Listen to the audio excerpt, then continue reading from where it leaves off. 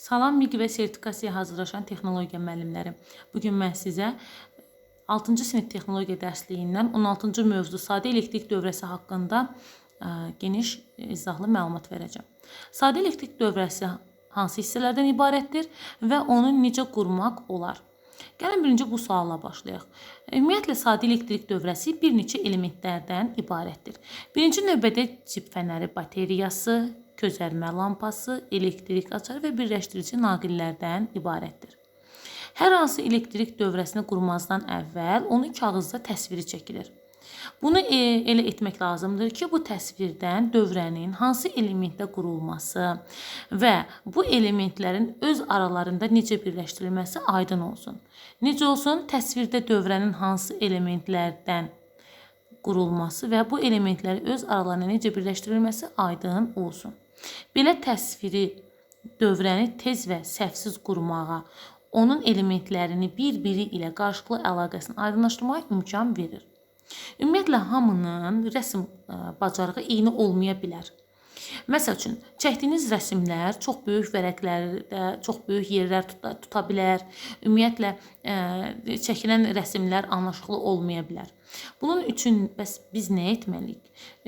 Deməli, bunun üçün ilk öncə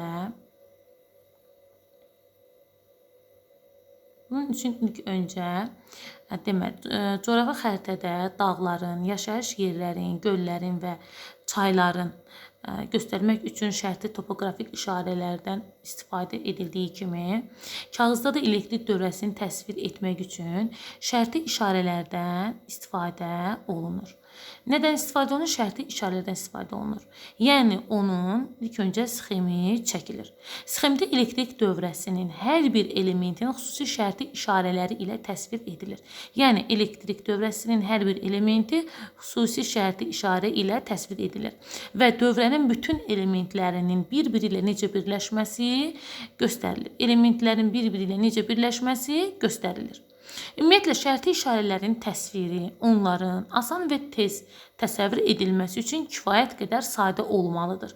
Yəni, hər kəs tərəfindən aydın şəkildə anlaşıla bilməsi üçün. Deməli, biz nəzər yetirək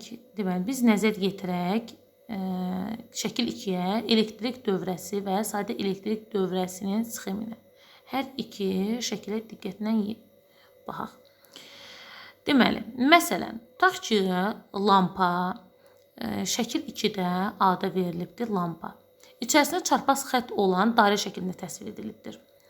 İçərisində yaranan işıq şüaları hər tərəfə yayılır. Bu çarpaz işarə sanki bizə o informasiyanı verir. Cəryan mənbəyi iki müxtəlif uzunluqlu paralel xəttlərlə işarə edilibdir. Şəkil 2-də B-yə baxağın.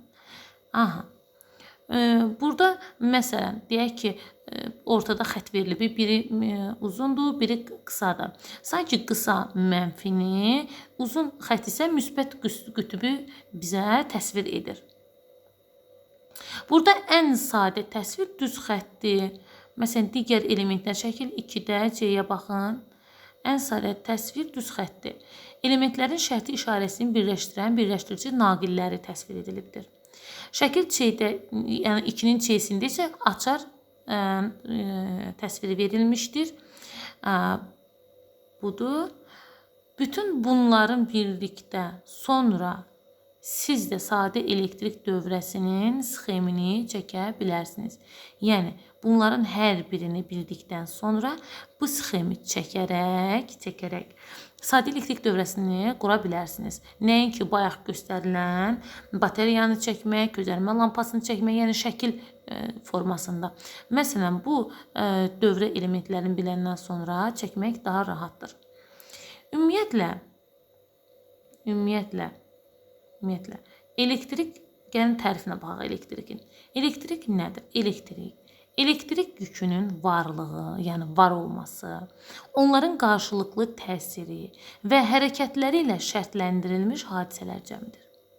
Ümumiyyətlə, elektrik hələ çox qədim zamanlardan Yunan sözü olubdur. Elektron, yəni kəhraba deməkdir.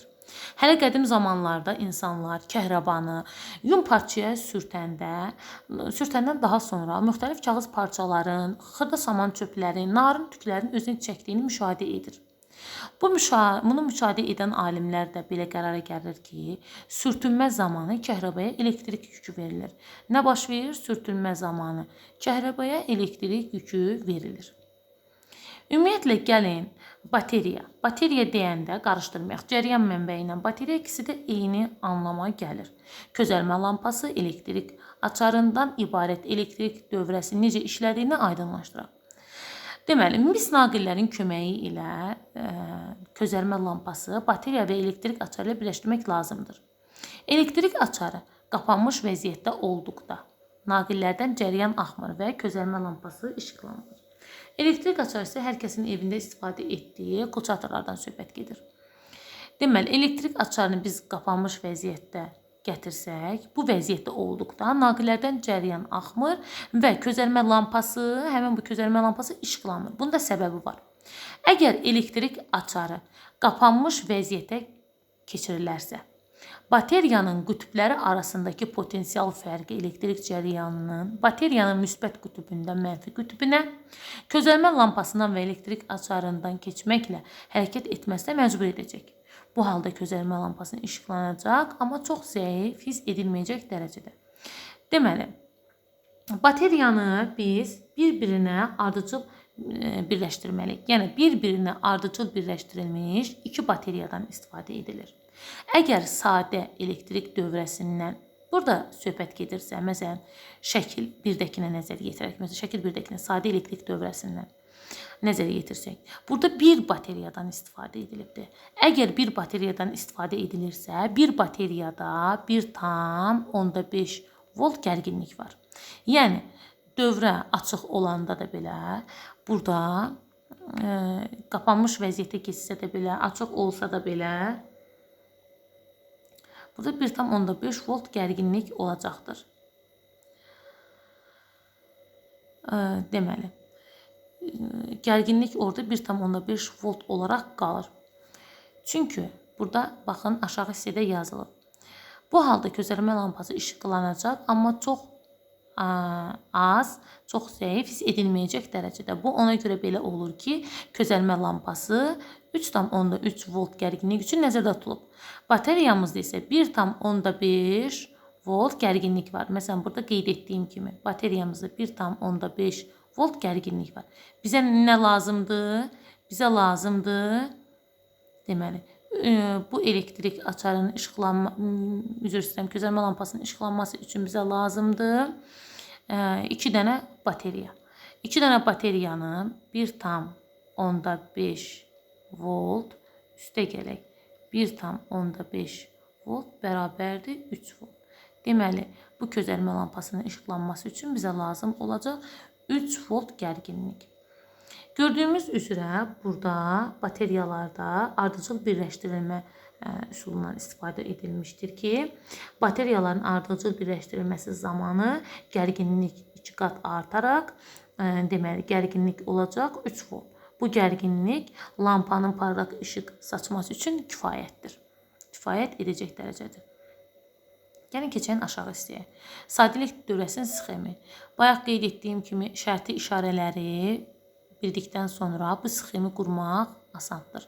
Yenə də bayaq qeyd etdiyim kimi burada bateriyada 3 volt gərginlik olduğu üçün közəlmə lampamız işıqlanacaqdır. Ümid edirəm ki, sizlər üçün sadə, anlaşıqlı izah olmuşdur.